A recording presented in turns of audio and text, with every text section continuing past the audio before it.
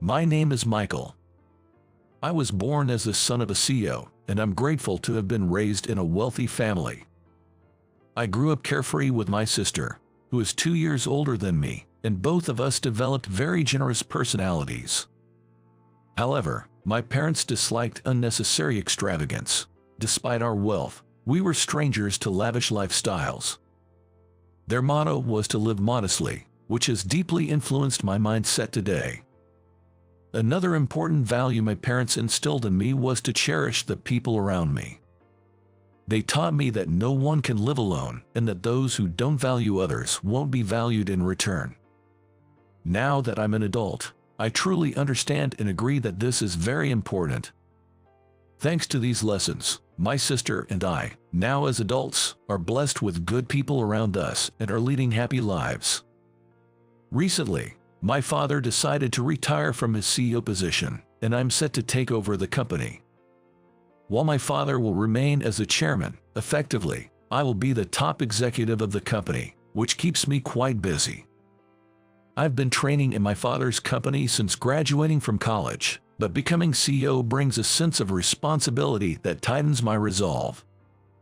During a family meeting about who would take over the company, my sister expressed interest in business but wanted to venture into a different field, so it was decided that I would be the successor. My father, who treats his children equally without gender bias, had a discussion with us, and my sister was very thankful for that.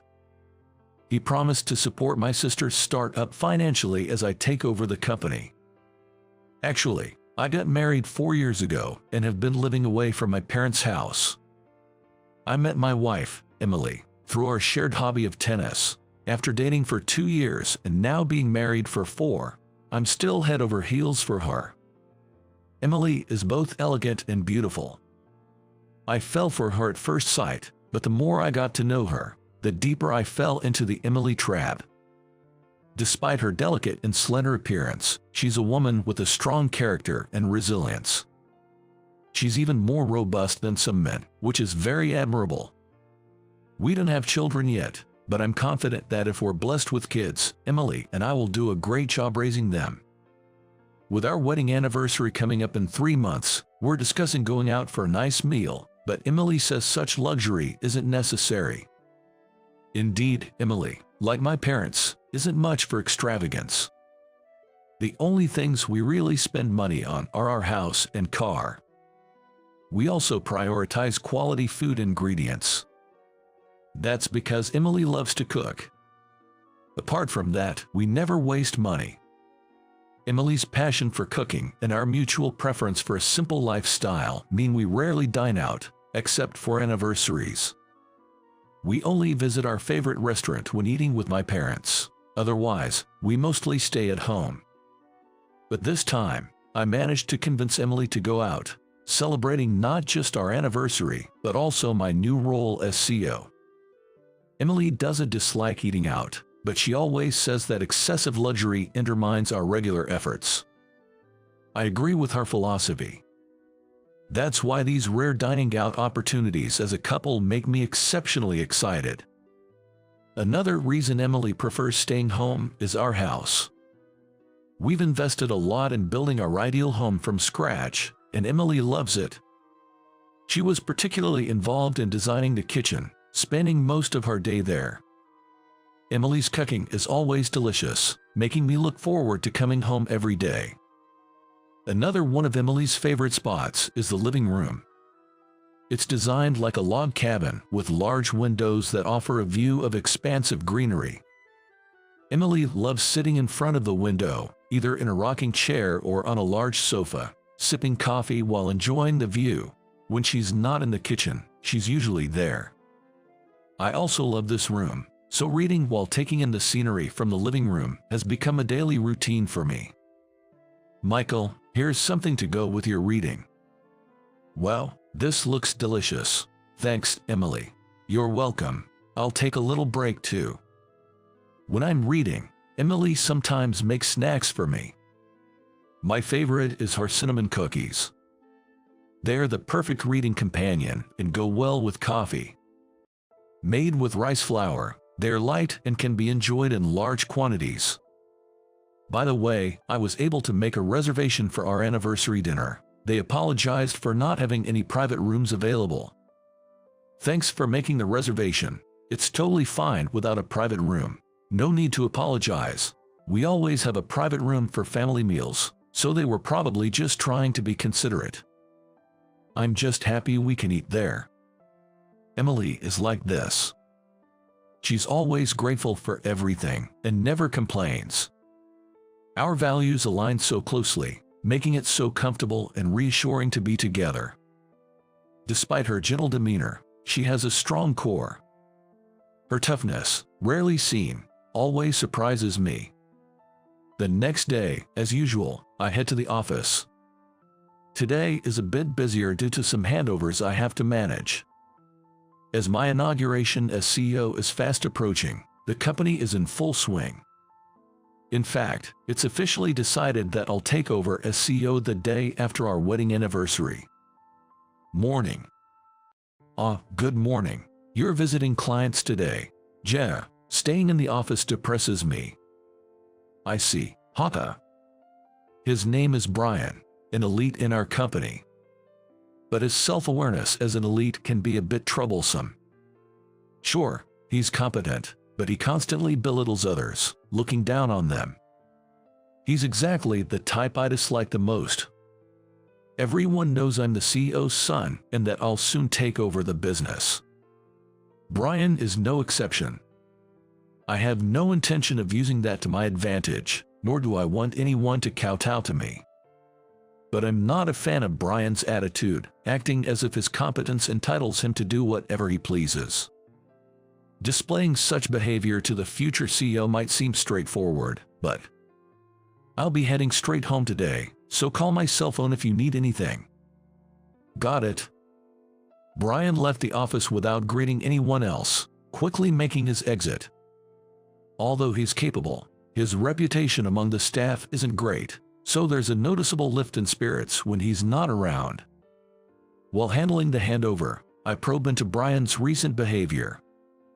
With my upcoming role as CEO, I've been focusing on gathering feedback from employees to improve communication within the company. Then, the complaints about Brian keep coming.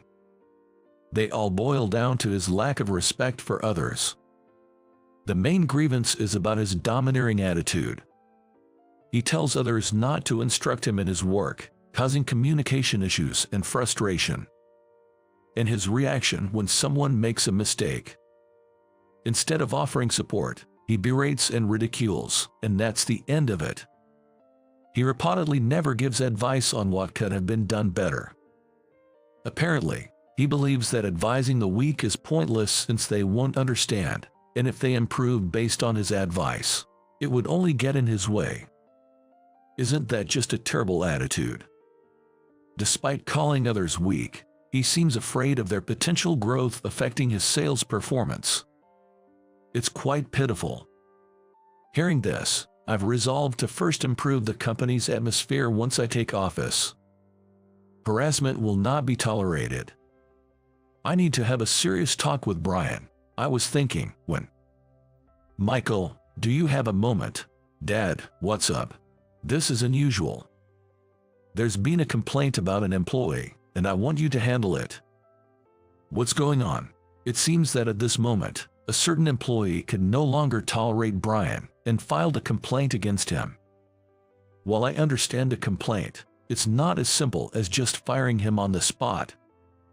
A proper warning and a chance to change his behavior is what a company should provide. I advise the employee to keep a detailed record of any harassment from Brian going forward. And I decided to have a talk with Brian the next day. Brian, can we talk? What? I'm heading out soon. I don't have much time. I informed him about the complaint. Seriously, the incompetent always seek help. No brains otherwise. If they are so upset, they should just try to perform like me. Seriously, I can understand where Brian is coming from. He does have skills. But that doesn't justify hurting others. I made that clear to him. I acknowledge that you're good at your job, and the company values your contribution. But you do understand that doesn't give you the right to hurt others, right? On the contrary, people who don't value others won't be valued themselves, and it could ruin the talent you have. This is a warning, but next time, I may have to be more strict. Yeah, the world is just full of weak people. If everyone were as tough as me, the world would be a better place. Seriously, I'm supporting my family, living luxuriously, and still have money to spare. Everyone else is just too soft. It's up to you how you spend your money. But remember, not everyone shares the same values. Just keep that in mind. Talking to Brian can be exhausting. I'm earning money, indulging in luxuries, and supporting my family. So what does that really mean? Why does he use these as weapons to belittle others? Having financial security is wonderful because it can provide peace of mind. But isn't that supposed to calm one's own heart rather than being used as a weapon to hurt others? Luxury isn't something to flaunt. If you're indulging just to show off, it might actually be impoverishing your spirit. I can't understand it at all. Dealing with Brian and his complex feelings, I can only softly convey the message as the current president's messenger until I officially take over. Handling situations like these might actually be something I'm better at than my father. So I'm somewhat looking forward to tackling these challenges once I'm CEO, alas. As I continue my days balancing reigning and Brian and handling my handover tasks, time flies and our wedding anniversary approaches us. Brian remains unchanged, intimidating others with his attitude and acting like royalty. He even brags about his car, house, and dining experiences to younger employees, clearly fishing for compliments. Is he living just to boast about his possessions? On the day of our anniversary, I've taken half a day off work today, so I'll be home by early afternoon. Got it? Looking forward to it. Me too. Let's spend some time relaxing at home before we head to the restaurant. I'll prepare something light for lunch, so don't be too late. Can't wait. Since getting married, taking half a day off to spend the afternoon with Emily has been my treat for our anniversary. But this year I'm thinking of buying her flowers. She's not much into accessories, so I'm saving that for a milestone anniversary like our 10th. Arriving at the office, I find Brian unusually seated at his desk. Well, it doesn't matter much to me since I'll only be at the office for a few hours today. Morning. Yeah, hi. Can't this man greet people properly? It's rare to see you in the office. I've got a backlog of paperwork today. Right. Typically, employees who are often out have internal assistants to help with paperwork. But Brian's terrible attitude has made his assistant uncooperative. Moreover, Brian doesn't trust or respect his assistant, choosing to handle everything himself. In a way, it's impressive, but it always makes me think he's just tightening the noose around his own neck. Alright, I'm only here till noon today, so please take care of everything after that. Okie dokie. Speak properly, will you? Well, it doesn't matter about him now. Today is our delightful wedding anniversary. Since I'll be taking on the role of CEO tomorrow, I want to fully enjoy today's anniversary and focus on the company from tomorrow. I finished the final handovers in the morning and left the company. On my way, I stopped by a florist and bought a bouquet of roses. I also picked up a message card. I went into a nearby cafe to complete the card. Exchanging letters on our anniversary is a tradition for us as a couple. We always express our feelings verbally, but it's nice to have them in writing too. I'm home. Here, Emily. Happy anniversary. Thank you for everything. I look forward to many more years together. Well, such beautiful flowers. Michael, thank you. I'm really happy. I look forward to more years together too. We enjoyed the light lunch Emily had prepared and spent the time until our dinner out watching movies, relaxing together. The restaurant we're going to tonight is a high-end establishment that my parents have patronized for generations, so it's a place where we can relax. We usually reserve a private room, But since none were available today, we'll be dining at the counter for the first time. It's a new experience, so I'm looking forward to it. When we arrive at the restaurant at our reservation time. Hello, good evening. Emily and I were led to the counter.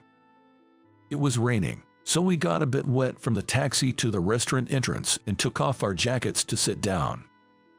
Emily laughed, saying her hairstyle got messed up. We always try to dress nicely and appropriately, but comfort is our priority, so we don't mind a bit if our appearance is a bit disheveled. First, we had some warm coffee. The coffee is warm and comforting. You got a bit wet, didn't you? Are you cold? Are you okay? I'm fine. I'm looking forward to the meal. Neither Emily nor I drink alcohol. It's not that we're abstaining. By chance, both of us just don't drink. We thought about having some wine for a change since it's our anniversary, but since there's tomorrow to think about, we decided to stick with coffee. But this coffee isn't just any coffee. It's a specialty coffee from the restaurant, not free. No compromises for our wedding anniversary. The aroma of coffee is softly fragrant and relaxing. We both wish each other happy wedding anniversary and toast with a cup of coffee. While we were toasting with our coffee, a woman was led to the counter seat next to us. No private rooms available. Private rooms are reserved for parties of 2 or more, and unfortunately, they're all booked today. Useless, as always. Give me the usual white wine. A rather high-handed woman took the seat next to us. Although she's seated a couple of seats away, her voice is loud enough for us to hear everything. Looking the other way, I caught Emily's eye. Emily just smiled sweetly at me. Ah, my soothing angel. Today is about celebrating with Emily. I regretted even momentarily paying attention to the woman next seat. Is this freshly opened? Yes, it was opened just today. Don't underestimate me. I won't accept anything that's not fresh. She's been noisy since she arrived. On our special anniversary, no less. Maybe we should have chosen a different restaurant if we couldn't get a private room.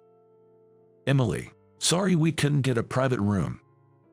I apologized to Emily in a soft voice. It's totally fine. Let's enjoy the meal. Emily is smiling and completely unfazed. She truly is an admirable woman. Compared to her, the woman next to us is just like a Brian type of person, interacting with others in a high-handed manner, as if she's some kind of queen. Excuse me. Yes, this is the worst. She started talking to us. Since it's our go-to restaurant, I can't just ignore another customer, so reluctantly, I turn towards the woman. You're new here, aren't you? Your aura gives it away. Not really new here, haha. She's being outright rude from the get-go. I just want to handle this quickly and end it. I saw you toasting with coffee earlier. This isn't that kind of place. People without money won't enjoy it here. Everything is high-end. Your Chardonnay, madam. The server arrived with the wine at the perfect timing, quieting the woman down as she started on her appetizer and wine. I turned to Emily, feeling relieved. Sorry about this. I wanted us to have a nice time together. It's okay. Maybe she's just lonely. How endlessly kind can Emily be? Even on our wedding anniversary, when someone else implies we don't belong, she tries to understand their situation. I need to learn from her. Feeling ashamed of my momentary irritation. Then, our course's appetizer arrived. Delicate and beautifully presented, it brought an involuntary smile to my face. Wow, it's so beautiful. It feels almost a shame to eat such delicate food. True, but we have to eat. More is coming. Right, let's enjoy. The meal, shared with small moments of joy, tastes wonderful. We know this restaurant always serves delicious food, but opting for the chef's course means enjoying the best seasonal ingredients chosen and arranged by the chef. Emily and I always choose this chef's course.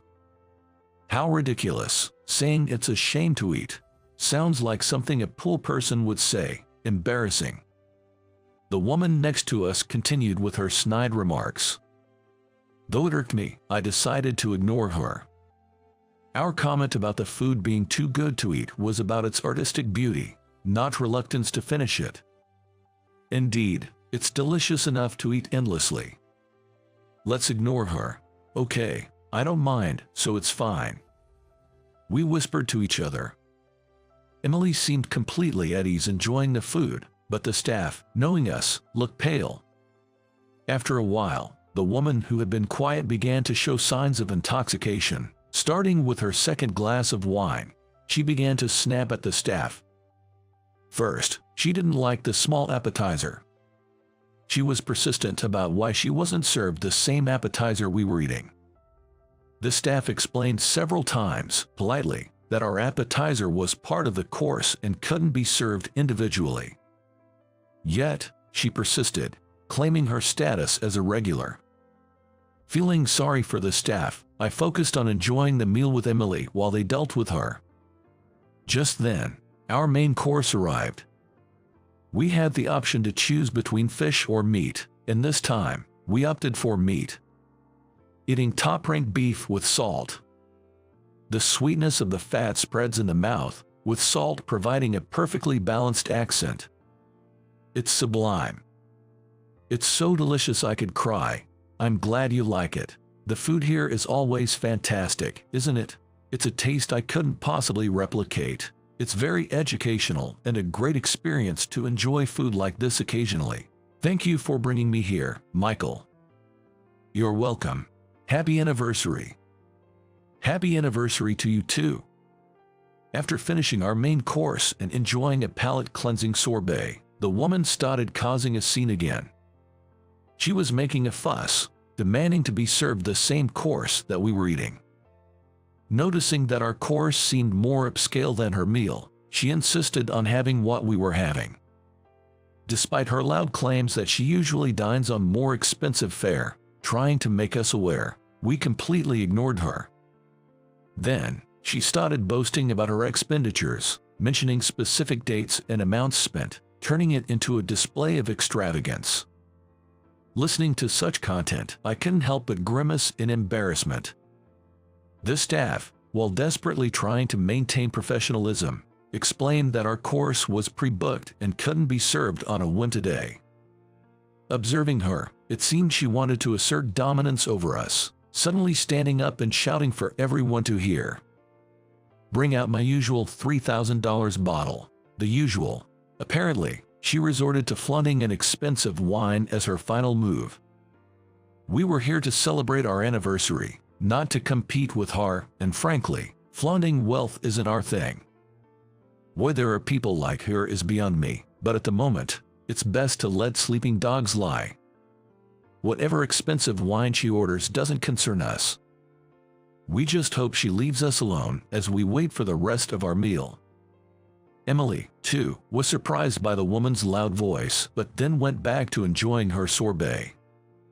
As we started on the next course, the woman, bottle in hand, approached us. I had a bad feeling about this. The clicking of her heels got closer, and the perfume she wore started to overpower the delicious aroma of our food. Excuse me. Yes. Have you been silently competing with me by eating all this fancy food? Excuse me. We're just here to enjoy a nice meal for our anniversary. Pretending to call the waiter over to show off your food, right? It's obvious you're flaunting it. It just happens that your seat is between the kitchen and us, and it's natural for the staff to serve our food. It's their job, after all. Annoying. Showing off with coffee toasts like simple people. And I have a piece of advice for you. The woman, for some reason, came over to our seats to pick a fight, brandishing her newly ordered expensive wine. When she started addressing Emily, I felt my patience wearing thin. Me? Yes, you. Acting all cute every time the food arrives is just nauseating. And your husband is nothing like mine. Pooh you, toasting with coffee. My husband always orders expensive drinks. You must be so jealous. I'm sorry if we made you uncomfortable. Unfortunately, I can't drink alcohol, so coffee is perfect for me. It's wonderful your husband orders drinks that make you happy." Emily's response was graceful and composed. "She's just too cool." But my stance remains unchanged. If she says anything more to hurt Emily, I won't let it slide. "Oh, what? Pretending not to be hurt. You know, my husband is an elite businessman earning a lot, ensuring a secure future. He's nothing like the shabby man sitting next to you. Stop. I won't allow any more insults towards my precious wife. If you have an issue, address it to me." The staff looked pale. Understandably. A regular patron is being hassled by a troublesome customer. The restaurant is in a difficult position, unable to respond properly to such a formidable opponent. "Humph, what precious wife. I hate how dependent poor people are. Oh, and you've never tasted such expensive alcohol, have you?" "Unfortunately, both of us don't drink alcohol, so we haven't tried it." "I'll just have to force you to drink it then." At that moment, my vision blurred, and I started hearing screams around me as I realized what had happened. The woman had poured the expensive wine she had been holding all this while over my head. The wine flowed like a waterfall until the bottle was empty. "Thank you, I couldn't quite taste it, but may I ask for your name? I've just now come to understand how distinguished you are." "Oh, you're soaking wet. You have to drink it all, not waste it. Now that you understand, that's good enough for me. My name is Sarah. I'm an elite's wife, so don't you dare think you're above me." "Sarah, what's your husband's name? It'd be good to remember both of you, right? As if you'd ever meet my capable husband. Brian. Unlike you, he's an elite, bringing in loads of money." "I see, I'll remember that." Seemingly satisfied, Sarah left the restaurant after only having some appetizers and snacks. The staff and the owner apologized profusely, but I reassured them it wasn't their fault. Hearing Sarah's story, it clicked that her husband was Brian. Their use of language was too similar not to notice, and sure enough, I was right. Like-minded couple, indeed. According to the staff, Sarah always visits alone and has never come with her husband. She's known to cause trouble by trying to assert dominance over other customers. Emily laughed, saying, "We really got a show, didn't we?" with a smile. Her calmness is soothing. Despite the incident, since we had finished our meal, we canceled just the dessert, used my jacket, which had stayed dry, as a makeshift cover, and took a taxi home. The next day, despite being a bit distracted by the previous day's misfortune, it was my day to officially become the CEO. After the inauguration ceremony, I entered the CEO's office. The first thing I decided to do was clear. I prepared all the necessary documents and called Brian to the CEO's office. "Excuse me." "Hi, do you know why you've been called here?" Is it a promotion?" "It's the opposite, actually. I'm letting you go." What? Why?" Brian was taken aback. But I had done my homework thoroughly. After the incident at the restaurant, I had a thorough talk with the staff and the owner. And then came pouring out all the complaints about Sarah. "I happened to meet your wife yesterday." "Sarah, but what does that have to do with me being fired? She was quite rude to me, and in the end, poured an entire bottle of wine over my head." After telling Brian about everything that happened yesterday, he turned pale. Sweat poured down his face as he started to tremble. I told Brian to calm down and offered him some water. "I'm so sorry. I'll make sure to talk to my wife. Please don't fire me. It's not just about your wife." "What? Brian, you've been telling your wife to be worthy of someone like you, an elite. To not associate with poor people but to brag about you instead. To always show off your status." Well, indeed, Brian had been instructing his wife to strive to match him and to boast about him to the world. I cannot tolerate using our company's name to hurt others. Our company's principle is to always be grateful to those around us. You've strayed too far from that principle, and your behavior at work has been escalating, hasn't it? That's absolutely not true. I've been careful since I was warned. Do you think it's okay as long as you don't say anything? Throwing documents, ignoring people when spoken to, banging on desks, kicking chairs. All of this is considered harassment, and all the employees have been keeping records. We have all the evidence. I didn't know. I was recorded. Brian seemed to think he could avoid harassment allegations by not verbalizing it, but that's not how it works. After losing his ability to speak, Brian became even more aggressive and high-handed. I had all the records sent to me, providing ample grounds for his dismissal. While I couldn't forgive what Sarah did, if Brian hadn't been such a person, perhaps Sarah might have been different. Considering this, I couldn't just leave Brian unchecked. For the company, losing Brian's sales skills was less of a loss compared to losing other valuable employees. I made the decision to fire him in good conscience. Afterwards, Brian accepted his dismissal and left the company.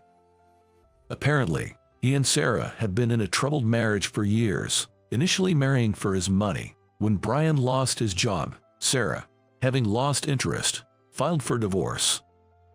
However, Brian, fearing the social stigma of losing his job and getting divorced, refused. Instead, he blamed Sarah for his job loss and filed a lawsuit for compensation. Of course, Sarah refused to pay any alimony, leading to a messy divorce battle. Both were individuals who believed being a part of the elite was their status. Their marriage was more about maintaining appearances than about love. A loveless marriage eroded their souls, with Sarah maintaining her balance by asserting dominance over others and Brian through harassment. While I felt sorry for them, helping them wasn't the company's job. I hoped they would relearn what's truly important in life. As for me, becoming CEO and firing Brian as my first act turned me into a hero among employees. I didn't want to be a hero for firing someone, but I was glad it showed I treated employees fairly. To improve the company's openness, I keep the door to my office open every day. It's to make it easy for anyone to talk to me frankly. However, not many people casually stop by the CEO's office. Still, it's really fun when my colleagues, who used to work alongside me, gather in the CEO's office during lunch break to eat together. My father, now chairman, occasionally joined us for lunch, saying he never experienced such openness during his tenure as CEO. I wanted to preserve my father's teachings while introducing new ideas. Emily continued her usual routine in our home's kitchen and living room. She constantly came up with delicious recipes and let me taste test them, each one amazing. We still didn't dine out much, but considering recent events, staying home felt like the happiest option. Every night, we'd drink coffee by the fireplace, sharing our day's stories. Emily said cooking was her stress reliever and asked me to let her keep doing it, so I planned to indulge her for a while. If she ever got tired of cooking, I wouldn't mind hiring a personal chef. I'm willing to spend money for our happiness. We agreed to value our current happiness and avoid unnecessary expenses. While it meant a modest lifestyle for a while, it was our way of being happy. I'll continue working hard to protect this happiness. We even talked about a stork visiting us soon, giving me more reason to work hard. Until that day comes, Emily and I will enjoy our life together,